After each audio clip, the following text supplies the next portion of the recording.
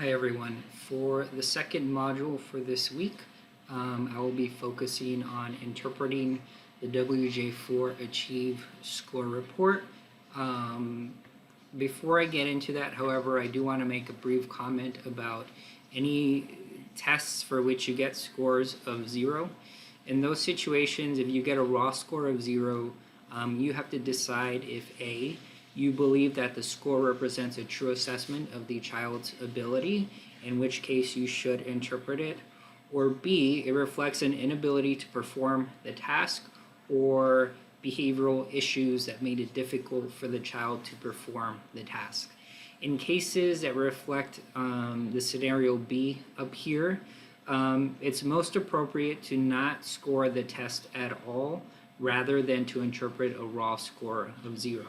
So for example, if the child was completely non-compliant and they ended up with a score of 0, that score of 0 does not mean that they can't do the task or that they have difficulty with it. It just represents a behavioral problem. In that case, don't report that score at all. Leave it blank and just say that the student did not comply with the test and therefore the score is not interpretable. The problem comes when you include that raw score of 0. Even if you want people to ignore it, they are going to look at the number and try to make sense of it. So it's better if you just completely ignore it. Alright, so now to the WJ score report. The scores that I have circled here, the columns are typical, standard score, and percentile rank. The WJ does have a mean standard score of 100 and just your typical classification ranges. So I'm not going to spend any time discussing this since you've seen it before on the WIAD and the WISC and on other tests that you've looked at. But there are some scores that are unique to the WJ Achieve that I do want to talk about. The first one is the W score, and you see it circled here in the column in green. The W score is useful for reporting an individual's growth across time. And I have the ruler here because the W score is centered on a value of 500, which approximates the performance of a 10-year-old. And it changes depending on the student's score. So it'll go up and down, and in this way you can show growth. Here's an example of how the W score is better or more clear at showing growth than your typical standard score. In this case, the student that was tested is Michael, first time tested at age 8 years and 3 months, and again tested at age 11 years and 2 months. We see that at both time periods here on the table for the passage comprehension test, Michael attained standard scores of 84. If you describe that to a parent, to a teacher, they might have difficulty understanding that that does represent growth or progress. So it might be easier to use the W score.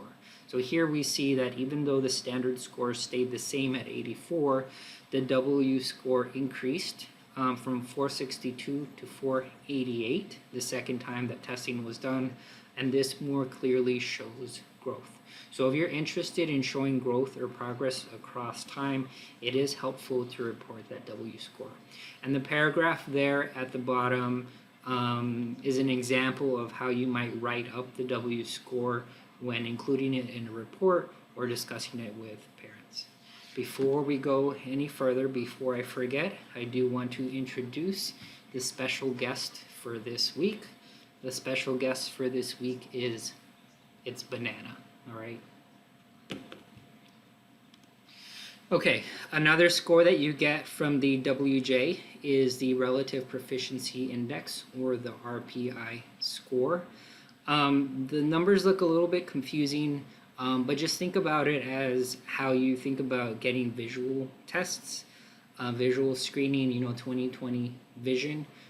You're comparing your ability to that of a typical peer.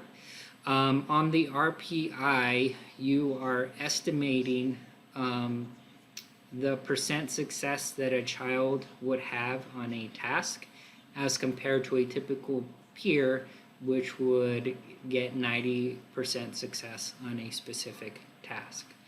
And I will tell you a little bit more about this in the next couple of slides. But it's good to try to estimate the child's instructional level, to try to make comparisons with peers and how they might do on grade level classwork. And it's also good because sometimes it can do a better job of demonstrating deficits, skills deficits, than just the standard score. Okay, and here is what the score report looks like.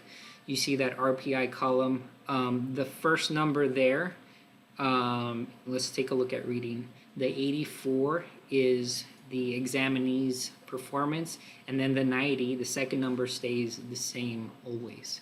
And the way we read this is, on reading tasks, a typical grade level peer is expected to get 90% success or 90% correct, whereas our student is expected to get 84% correct. So we're making a comparison to that peer. And then you see the proficiency to the right, they have average proficiency. In this case, we have a mix. So if we go down specifically to letter word identification, on those types of tasks in the classroom, the typical peer is expected to get, at grade level, 90% success or 90% correct, but our examinee is expected to get only 76% success, and that proficiency range is limited to average. And this is a little bit more of how you might interpret those scores. So we see scores in the mid to high 90s as being average to advanced. That means that on those types of tasks, the student will find grade level work easy or at least manageable, which is where we want them to be, that sort of instructional level. But if you see that RPI scores less than the mid 80s and all the way down, the proficiency is limited, very limited, and extremely limited. And the way to interpret that is that on grade level tasks, the student will find them difficult, very difficult, extremely difficult, or nearly impossible. And this is what we don't want for students, because then it becomes frustrational for them. So this can help you, when you're reporting results, indicate at what instructional level of proficiency the student is at. And then here are a couple of samples of how you might report the RPI. Okay, I'm not going to read them to you, but they're pretty good examples on how to report this. I do, though, want to go back a couple of slides to show you how sometimes the RPI can provide a bit more realistic interpretation of the data. So let's take a look at, under broad reading cluster, the subtest called sentence reading fluency.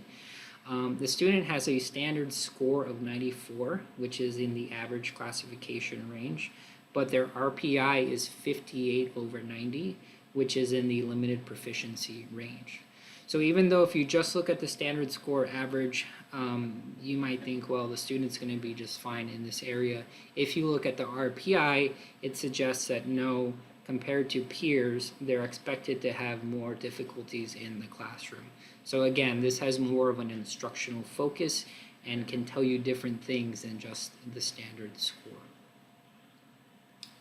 So the next score that you get from the WJ Achieve that you don't get from the WIDE is the Cognitive Academic Language Proficiency, or a CALP score. This refers to language skills that are academic in nature and that develop and become distinctive with formal schooling and education. So it's not the social skills, language abilities that people naturally develop. It's the type of language skills, technical language, academic language, that is dependent on formal schooling. So CALP will be relevant if you want to determine the student's level of language proficiency, which you would in all cases. You can also get Spanish CALP from the WJOL, Test of Oral Language, which we'll go over in a couple of weeks. So it's important to get that CALP score and to help you interpret the data. You can also use CALP scores in English and in Spanish to help determine if a child should be eligible for ESL or bilingual programs in the school. And here's a score report, and I've circled the CALP. So you see CALP for this student. Scores range from 3 to 4, which is in the limited to fluent range. And here's a bit more guidance on how to interpret CALP scores. Again, they range from 1 to 6. So the way that we would read this is you start with a sentence stem. If provided instruction at the examinee's chronological age or grade level, typically we're talking about grade level, the student will find the language demands of learning tasks, and then you fill in depending on their CALP score. So if they got a CALP score of 4, you would say basically if they're provided grade level work, they're going to find the language demands of learning tasks manageable, which means they could do it. That's where we want them to be.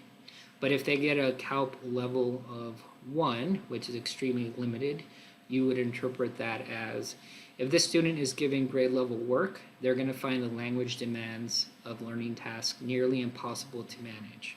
And that is going to be a very frustrational level for the student. They're going to have very little success and make very little progress. So this is where the CALP score becomes more relevant, when you have scores that are 3 or below, where it's really important to understand how language proficiency may be impacting the student's achievement. So the WJ Achieve also allows you to conduct intra-ability variations. And basically what that means is that they are looking at strengths and weaknesses within different ability categories. So if you take a look at the graph here, we have separate boxes for cognitive abilities, oral language, and achievement. And they have double-sided arrows that stay within each of those boxes, which means that you're comparing different sorts of skills within those abilities. And here we see the WJ score report for intra-achievement variations. In this case, the comparison is made between one area of academic achievement to expected performance based on other achievement areas, and it can help you identify specific achievement strengths or weaknesses. So the way this works, if we just take a look at the top one, basic reading skills, the middle column there that's circled says predicted, and that predicted scores comes from a combination of all other achievement clusters. So it's saying if we take out basic reading skills and just look at all of the other achievement clusters, what would the computer program predict the student would get on that basic reading skills? In this case, the prediction was that they would get a score of 88. They actually got a score of 96 on basic reading skills, which is a difference of 8. If we take a look at math problem solving, which is towards the bottom, based on all of the achievement clusters besides math problem solving, the computer program is predicting that the student will get a score of 94. In this case, they actually got a score of 70, which is a difference of 24 points. In this case, 24 points lower than expected. The columns on the right help us with the statistical interpretation of this. So that column that says SD, that refers to the standard deviation difference that we see there. And then on the far right refers to whether that difference is considered statistically significant or not. In this case, we see that the student has some unexpected strength in the area of reading comprehension extended. So for reading comprehension extended, they were expected or predicted to get a score of 87, but they actually got a score of 101, and that is considered a statistically significant strength. So we also see some weaknesses in math calculation skills and math problem solving. In both cases, the student scored much lower than predicted, and that is considered a statistical significant weakness. So what that's saying is that as compared to other achievement areas, the student has weaknesses in math calculation and in math problem solving. This is something that you do in the Wyatt by hand. Just think about that page 3 where you're comparing cluster scores to each other. It's similar, except that the computer program in this case does it for you automatically.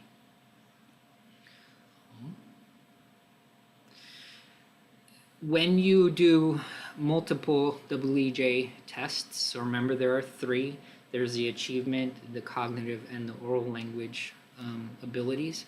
You can also make comparisons, and comparison means that you are now crossing or comparing multiple domains. So if we take a look at our graph here, we see unidirectional arrows, and what that means is that you're using cognitive ability scores to predict performance in other areas, or oral language scores to predict performance in other areas. So the types of comparisons that you could do is start with cognitive abilities and predict performance in oral language, or start with cognitive abilities and predict performance in achievement, or start with oral language and predict performance in achievement. The most common cognitive ability score to use is the general intellectual ability, and the WJ cog, that's going to be the GIA, or if you're using a WISC, it would be the full scale IQ, or if you're using the KEBC, it would be the FCI. So typically, if you're doing this sort of comparison, you're using that overall general ability score. And this is a process that you can use if you're trying to determine whether a child meets criteria for specific learning disability or not, which again has multiple names: the discrepancy model, the actual versus attained or expected performance model. They all kind of refer to this process. And if you think about that very first day of class, if you remember, I provided you a regression table from the Department of Education. This is basically the same thing, except that in this case, because the computer program is doing it for you, it's much more accurate and specific. So here I have 3 cases to show you how to interpret this. Here we have case 1. If you see the heading there in bold, GIA, Achievement Discrepancy Procedure Comparison, that tells us that this is comparing the WJ COG General Intellectual Ability, or GIA score, compared to the WJ Achievement scores. In the middle there, under Standard Scores Predicted, that is the predicted achievement score based on the student's cognitive ability. And then on the left there, the actual score is what the student actually got. In this case, you can see the differences range from 15 points to 0 points. None of these are considered to be statistically significantly different.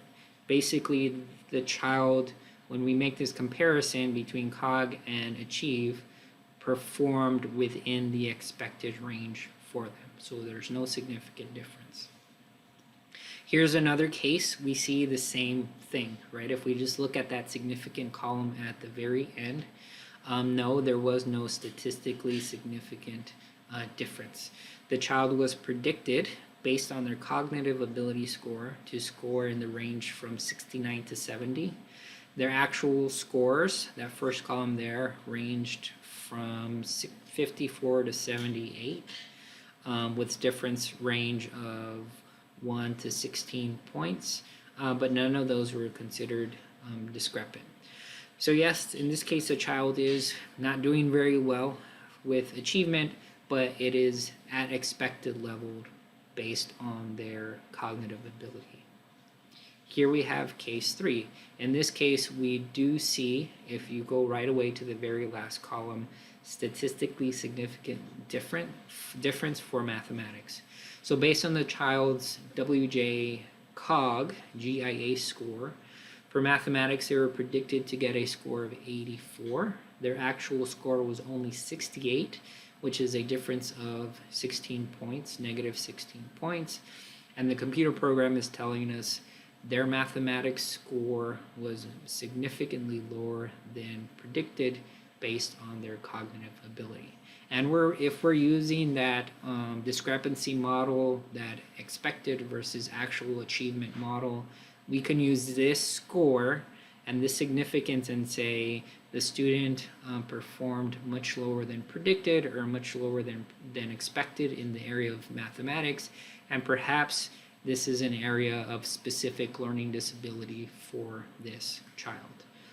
So again, it's the same thing that we did that very first day of class. Go back and look at your notes in the PowerPoint. But in this case, the computer program does it for you automatically.